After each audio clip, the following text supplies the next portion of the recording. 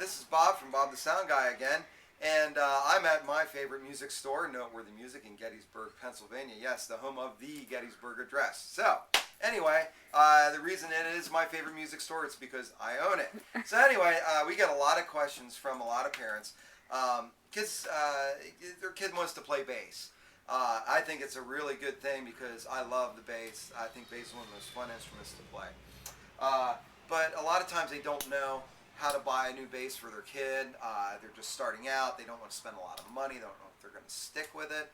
So what I want to do is answer a few of those questions that we see day in and day out. We sell tons and tons of basses, and basically I just want to set a few people's minds at ease as far as buying basses. So number one question is what is a good bass? What I like to say is you want to stick with major brands. You want to stick with brands like Fender, Yamaha, Ibanez. You want to stick with names like Dean. There are some Gibson basses that are really nice. And you want to hang in about, as far as money goes, you want to hang in about between, I'd say between like $200 and $350, like $200 to $350. The reason being is because a lot of those name brands, they're resellable. Okay, you're not going to lose a ton of money reselling these things. The resale value stays high. The quality is good. The ease in playing is much better than something bought at a big superstore or something that is bought on the internet that is kind of an off-brand. They don't know. And why the sirens are going off in Gettysburg, because we're right next to the firehouse. Thank you. Anyway, so this is one of the basses. This is an Ibanez. It's a very nice bass. It's nice and heavy.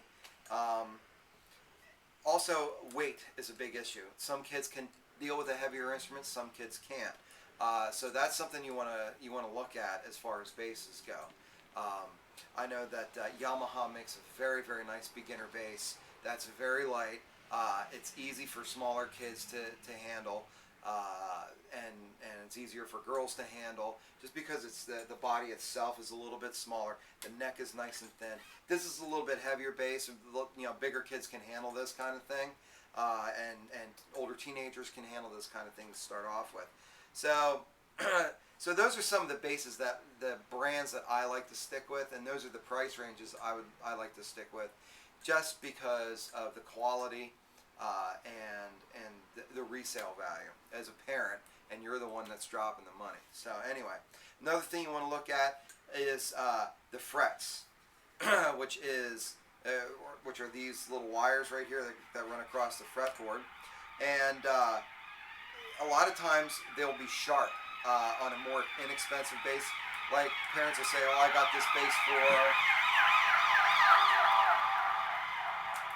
There you go. Once again, we are next to the firehouse. So a lot of times you'll see frets that are very, very sharp on the edges, and they'll actually, when you rub your hands up and down the sides, you will actually cut your fingers. So it's really kind of a bad thing to have that. The tuners won't work. The bass strings are really cheap. The windings will be separated. The volume pops won't work. The bridge will be out of adjustment, or the neck will be warped. So those are things that you want to stay away from.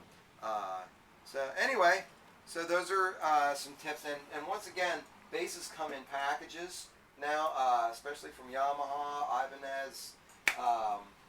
They come with the bass and the amp, the cord, the DVD, a tuner, a case.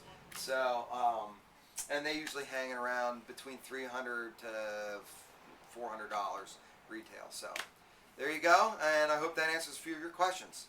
See you later.